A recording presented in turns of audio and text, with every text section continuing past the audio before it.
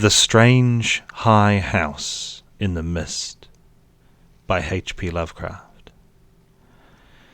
In the morning mist comes up from the sea by the cliffs beyond Kingsport. White and feathery it comes from the deep to its brothers the clouds, full of dreams of dank pastures and caves of Leviathan. And later,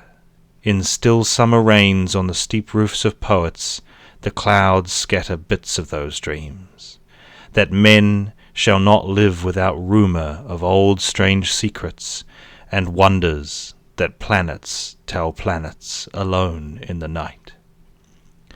When tales fly thick in the grottos of Tritons, and conches in seaweed cities blow wild tunes learned from the elder ones, then great eager mists flock to heaven, laden with lore, and oceanward eyes on the rocks see only a mystic whiteness, as if the cliff's rim were the rim of all earth, and the solemn bells of boys tolled free in the ether of faerie. Now north of archaic Kingsport the crags climb lofty and curious, terrace on terrace, till the northernmost hangs in the sky like a grey frozen wind cloud. Alone it is, a bleak point jutting in limitless space, for there the coast turns sharp, where the great Miskatonic pours out of the plains past Arkham, bringing woodland legends and little quaint memories of New England's hills. The sea folk in Kingsport look up at that cliff, as other sea folk look up at the pole star, and time the night's watches by the way it hides or shows the great bear, Cassiopeia, and the dragon. Among them it is one with the firmament, and truly it is hidden from them when the mist hides the stars or the sun. Some of the cliffs they love, as that whose grotesque profile they call Father Neptune,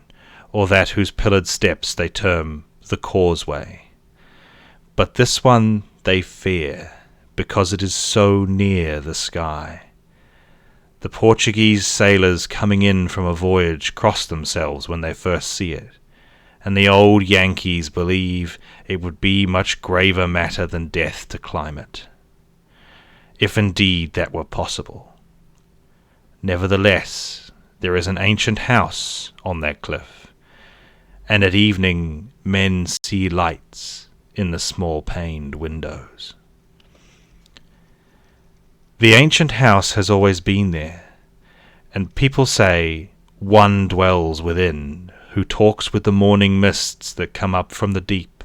and perhaps sees singular things oceanward at those times when the cliff's rim becomes the rim of all earth, and solemn boys toll free in the white ether of faerie. This they tell from hearsay, for that forbidding crag is always unvisited, and natives dislike to train telescopes on it. Summer boarders have indeed scanned it with jaunty binoculars, but have never seen more than the grey primeval roof, peaked and shingled, whose eaves come nearly to the grey foundations, and the dim yellow light of the little windows peeping out from under those eaves in the dusk. These summer people do not believe that the same one has lived in the ancient house for hundreds of years, but cannot prove their heresy to any real Kingsporter. Even the terrible old man who talks to leaden pendulums in bottles, buys groceries with centuried Spanish gold, and keeps stone idols in the yard of his antediluvian cottage in Water Street, can only say these things were the same when his grandfather was a boy, and that must have been inconceivable ages ago, when Belcher or Shirley or Pownall or Bernard was governor of His Majesty's province of the Massachusetts Bay. Then one summer there came a philosopher into Kingsport. His name was Thomas Olney, and he taught ponderous things in a college by Narragansett Bay. With stout wife and romping children he came, and his eyes were weary with seeing the same things for many years, and thinking the same well-disciplined thoughts. He looked at the mists from the diadem of Father Neptune, and tried to walk into their white world of mystery along the tightened steps of the causeway. Morning after morning he would lie on the cliffs and look over the world's rim at the cryptical ether beyond, listening to spectral bells and the wild cries of what might have been gulls. Then, when the mist would lift and the sea stand out prosy with the smoke of steamers, he would sigh and descend to the town, where he loved to thread the narrow olden lanes up and down hill, and study the crazy tottering gables and odd-pillared doorways which had sheltered so many generations of sturdy sea-folk. And he even talked with the terrible old man, who was not fond of strangers, and was invited into his fearsomely archaic cottage, where low ceilings and wormy panelling hear the echoes of disquieting soliloquies in the dark, small hours. Of course, it was inevitable that Olney should mark the grey, unvisited cottage in the sky, on that sinister northward crag which is one with the mists and the firmament. Always over Kingsport it hung, and always its mystery sounded in whispers through Kingsport's crooked alleys. The terrible old man wheezed a tale that his father had told him, of lightning that shot one night up from that peaked cottage to the clouds of higher heaven, and Granny Orne, whose tiny gambrel-roofed abode in Ship Street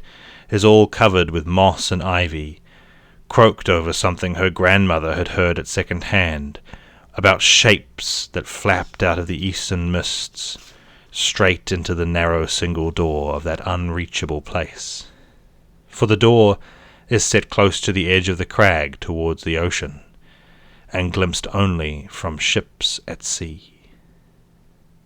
At length,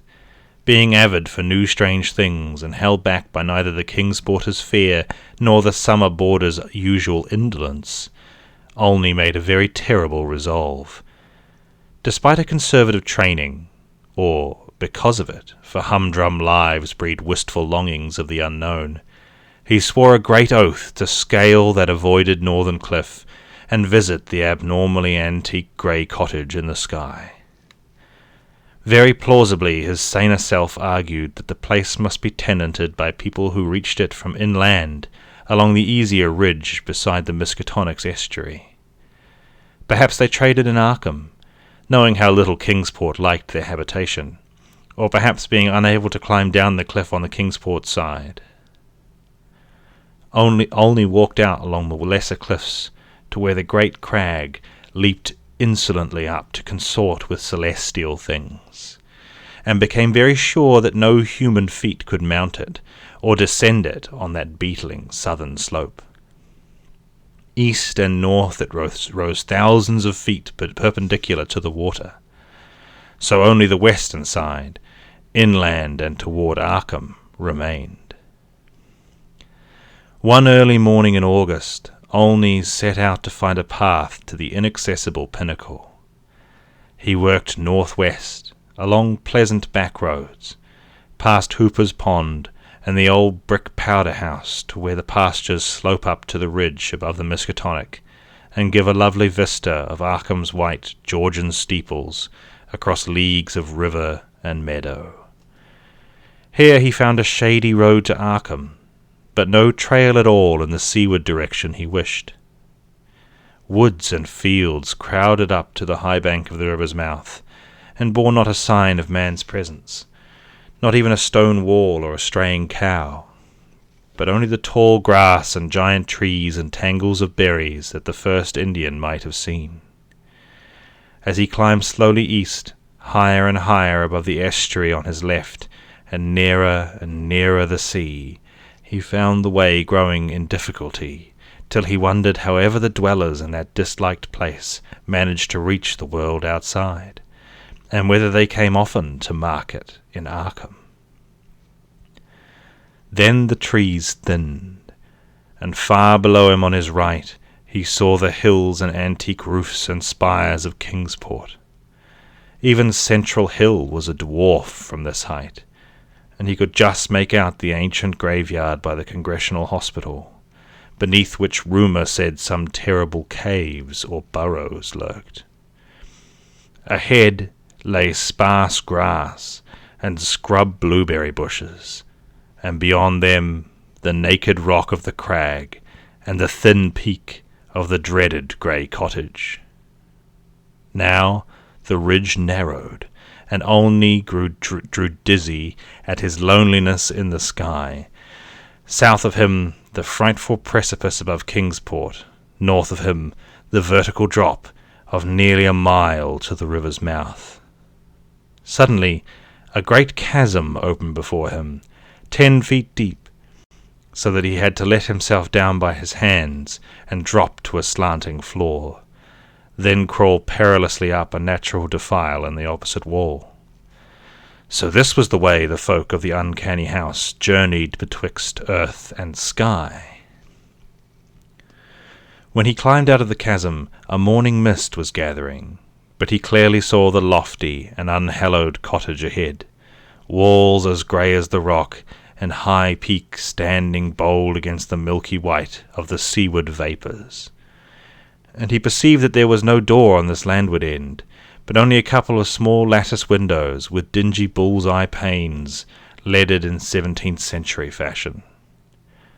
All around him was cloud and chaos, and he could see nothing below the whiteness of illimitable space. He was alone in the sky, and this queer and very disturbing house, and when he sidled around to the front and saw that the walls stood flush with the cliff's edge, so that the single narrow door was not to be reached save from the empty ether, he felt a distinct terror that altitude could not wholly explain. And it was very odd that shingles so worm-eaten could survive, or bricks so crumbled still form a standing chimney. As the mist thickened, Olney crept around to the windows on the north and west and south sides, trying them, but finding them all locked. He was vaguely glad they were locked, because the more he saw of that house, the less he wished to get in. Then a sound halted him. He heard a lock rattle and a bolt shoot, and a long creaking follow, as if a heavy door was slowly and cautiously opened. This was on the oceanward side that he could not see, where the narrow portal opened on blank space, thousands of feet in the misty sky above the waves. Then there was heavy, deliberate tramping in the cottage, and Olney heard the windows opening, first on the north side opposite him, and then on the west just around the corner. Next would come the south windows, under the great low eaves on the side where he stood, and it must be said that he was more than uncomfortable as he thought of the detestable house on one side and the vacancy of upper air on the other. When a fumbling came in the nearest casement, he crept around to the west again, flattening himself against the wall beside the now opened windows. It was plain that the owner had come home, but he had not come from the land, or from any balloon or airship that could be imagined. Steps sounded again, and Olney edged round to the north, but before he could find a haven, a voice called softly, and he knew he must confront his host. Stuck out of the west window was a great black-bearded face, whose eyes were phosphorescent with the imprint of unheard-of sights. But the voice was gentle, and of a quaint olden kind, so that Olney did not shudder when a brown hand reached out to help him over the sill and into that low room of black oak wainscots and carved Tudor furnishings. The man was clad in very ancient garments, and had about him an implacable nimbus of sea lore and dreams of tall galleons.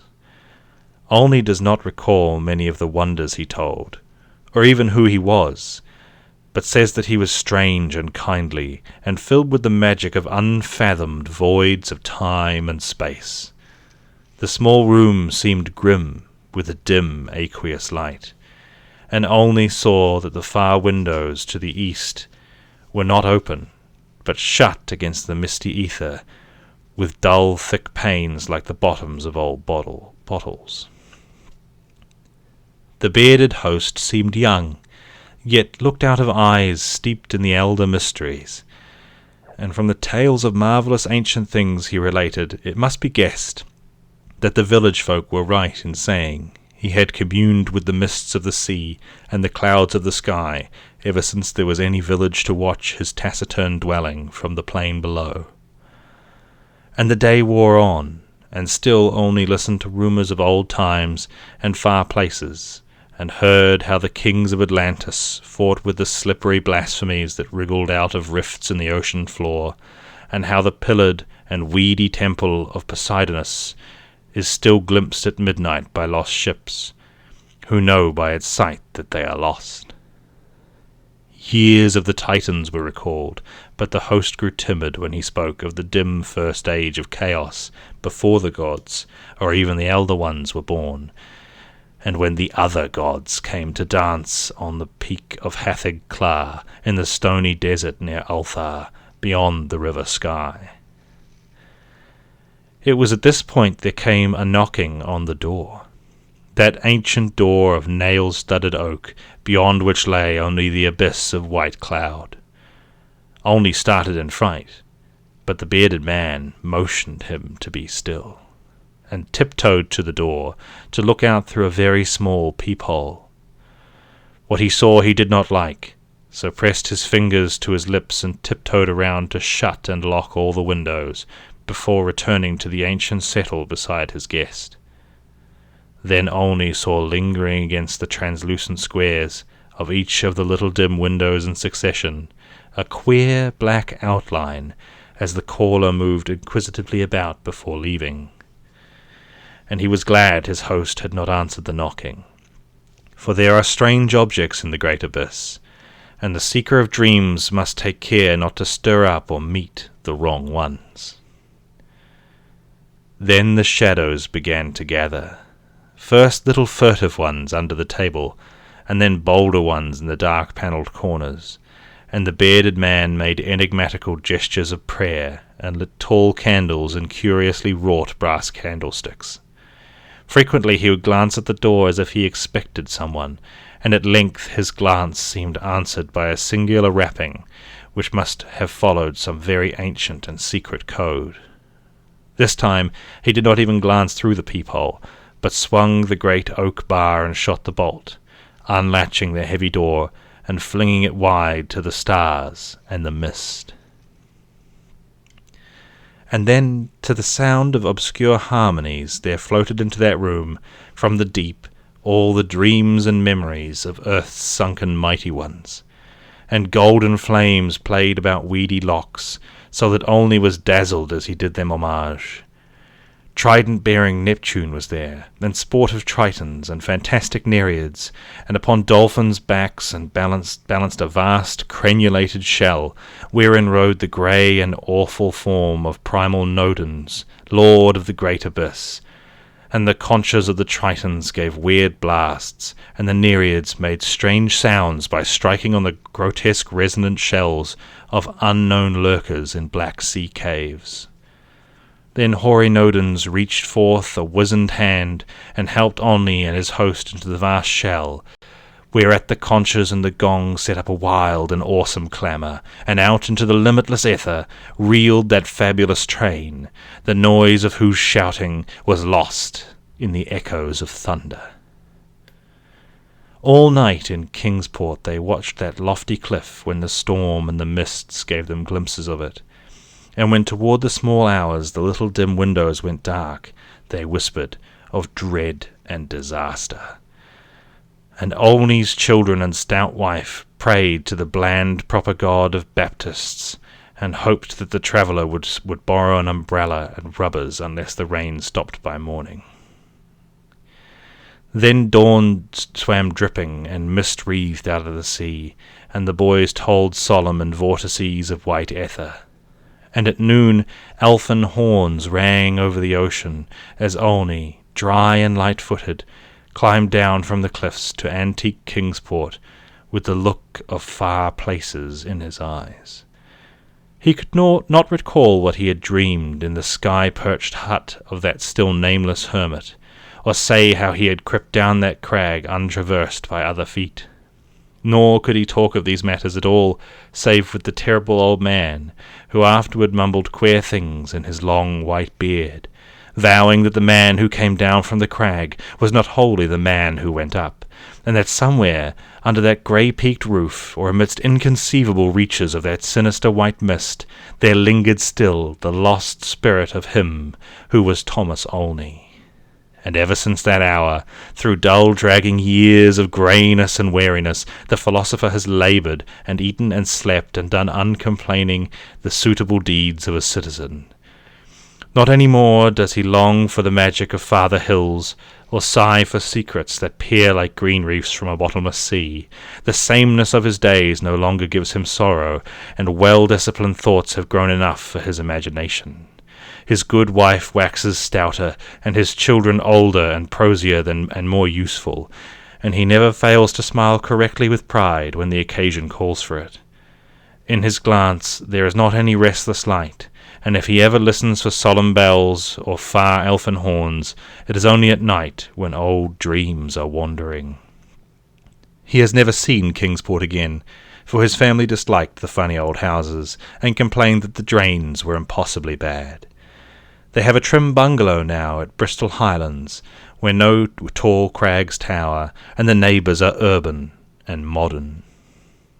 But in Kingsport strange tales are abroad, and even the terrible old man admits a thing untold by his grandfather.